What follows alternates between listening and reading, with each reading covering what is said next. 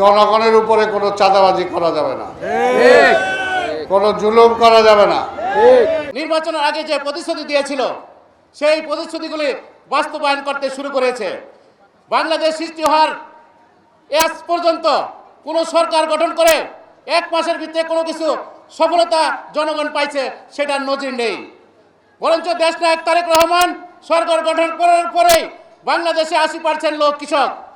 সেই কৃষকরা 10,000 টাকা ঋণ নিয়েছিল, সেই ঋণ লাভে আসলে অনেক বৃদ্ধি হয়ে গেছে। সেই ঋণ দেশনায়ক তারেক রহমান সর্বপ্রথম প্রতিশ্রুতি হিসাবে এই কৃষকের ঋণ মওকুফ করা হয়েছে। দেশনায়ক তারেক রহমান প্রতিশ্রুতি দিয়েছিল ফ্যামিলি কার্ড করা হবে। তিনি এই 1 মাস অতিবাহিত হওয়ার মাধ্যমেই আমাদের দেশনায়ক তারেক রহমান ফ্যামিলি কার্ডের উদ্বোধন করে সেটি কার্যক্রম শুরু করেছে। আপনারা সবাই এই বাংলাদেশের অতি দরিদ্র মানুষ যারা আছেন পর্যায়ক্রমে সবাই এই ফ্যামিলি কার্ডের অন্তর্ভুক্ত হবেন। দেশনায়ক তারেক রহমান আরো বলছেন বাংলাদেশের যে খালগুলো বরড হয়ে গেছে, ইতিমধ্যে গতকালকে আপনারা দেখেছেন দেশনায়ক তারেক রহমান সেই খাল খননের কর্মসূচি শুরু করেছেন। আমাদের যে মাননীয় সংসদ সদস্য হামিদুর রহমান হামিদ যেভাবে এলাকায় কাজ করতেছে, আমি শুনলাম যে গতকাল সে এই আপনাদের এলাকায় ছিল। তা আমি বললাম ভাই আমারা বললে আমিও তো আসতাম। তো ইনশাল্লাহ আমাদের যে এমপি হয়েছে আপনারা ভোটে বানিয়েছেন, আমার মনে হয় না সামনে 5 বছর পর আমাদের আর এত খাটতে হবে। কি আমাদের আর এত খাটতে হবে? আজকে আমাদের এমপি গুইরা ফুরাই কই কামনিঙ্গিচর, গুইরা ফুরাই কই লালবাগ, গুইরা ফুরাই কই চকবাজার, গুইরা ফুরাই কই বংশাল।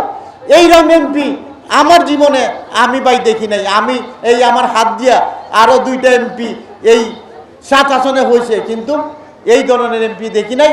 তো আমি আপনাদের পক্ষ থেকে আমার পক্ষ থেকে এমপিকে আন্তরিক ধন্যবাদ জানাই। আজকে অনুষ্ঠানে প্রধান আকর্ষণ ঢাকা সিটি কর্পোরেশনের প্রশাসক বীর মুক্তিযোদ্ধা জনাব আব্দুল সালাম ভাই উপস্থিত আছেন, আমাদের বড় ভাই মোশাররফ হোসেন খোকন ভাই উপস্থিত আছেন, অত্র এলাকার বিএনপি নেতৃবৃন্দ, মহিলা দলের নেতৃবৃন্দ, সবাইকে জানাই আসসালামু আলাইকুম। আজকে আপনাদের এত সুন্দর একটা অনুষ্ঠান যে গোলাম রসুল শামীম যে আয়োজন করেছে তাকে ধন্যবাদ জানাই। ঈদের 2 দিন পর ঈদ, আপনি আজকে ঈদের বাজারটা আপনাদের খুবই দরকার, সেই জিনিসটা আপনাদের মাঝে তুলে ধরেছেন। এবং আমি চাই প্রতি বছর যেন প্রতি মাস যেন করে, প্রতি মাস করলেও কিন্তু অনেকের উপকার হয়। আমি শামীমকে একটাই উপদেশ দিয়ে যাব, তুমি এদিক থেকে 1000 লোক আছে, এখান থেকে তুমি 100টা দাও বা 50টা দাও, গরিব পরিবার দেখে খুঁজে বের করে তাদেরকে প্রতি মাসে দেওয়ার চেষ্টা করব। ঢাকা মহানগর দক্ষিণ সিটি কর্পোরেশনের বর্তমান প্রশাসক এবং আপনাদের সকলের প্রিয় অভিভাবক আলহাজ হামিদুর রহমান হামিদ ভাইয়ের কাছে আমাদের 56 নং ওয়ার্ডে অনেকগুলো সমস্যা আছে এবং প্রশাসক মহোদয়ের কাছে আমার বিনীত অনুরোধ থাকবে, আমাদের ড্রেনেজ সমস্যাগুলোর মারাত্মক অবস্থা, বিভিন্ন জায়গায় সামনে বৃষ্টির সিজন আসছে, এই বৃষ্টির সিজন আসার আগে আমরা এখন পানিতে নাস্তানাবো। আমরা আশা করব আপনার মাধ্যমে এগুলোর প্রতিকার পেতে। পাশাপাশি আমাদের বিভিন্ন যে অসঙ্গতিগুলো আছে, রাস্তাঘাটগুলো ভাঙা, বিভিন্ন জায়গায় ম্যানহোলগুলো ভেঙে গিয়েছে, এই বিষয়ে আপনার সহযোগিতা কামনা করছি। প্রিয় উপস্থিতি, আপনারা আমাদের জন্য দোয়া করবেন। রমজান মাস প্রায় শেষ, আর 2 দিন পর 3 দিন পর ঈদ। আমাদের বিএনপির মাননীয় আমাদের ঢাকা 7 আসনের মাননীয় সংসদ সদস্য ও আব্দুল সালাম আঙ্কেলের পক্ষ থেকে আপনাদেরকে ঈদের শুভেচ্ছা জানাচ্ছি। তা আমাদের প্রধানমন্ত্রী দায়িত্ব নেওয়ার পরে উনি অন্তত পুরা খুশি না হলেও কিছুটা খুশি যে কিছুটা পরিষ্কার হয়েছে। কি বলেন, হয়েছে কিনা পরিষ্কার? কিছুটা আগের চেয়ে হয়েছে। উনি খুশি হয়ে পরিচ্ছন্ন কর্মচারীদের কিছু টাকা দিচ্ছেন। তা আমি দিতেছিলাম, হঠাৎ আমার ডাকছে, এখনই আসেন। কি আসছেন? আইসা আরও ঢাকা শহরে আরও কী করা যায়। অর্থাৎ এমন একটা প্রধানমন্ত্রী যে সারাক্ষণ চিন্তা করেন দেশের জন্য কি করা যায়, দেশের মানুষের জন্য কি করা যায়। এই ঢাকা মহানগরীর এই যে বর্জ্য ব্যবস্থাপনা, উনি নিজেও বুঝতেছেন যেটা এইভাবে সম্ভব না, কিভাবে করা যায়, এটা আরও আধুনিক কিভাবে করা যায় সেটাকে নিয়ে চিন্তা করছেন।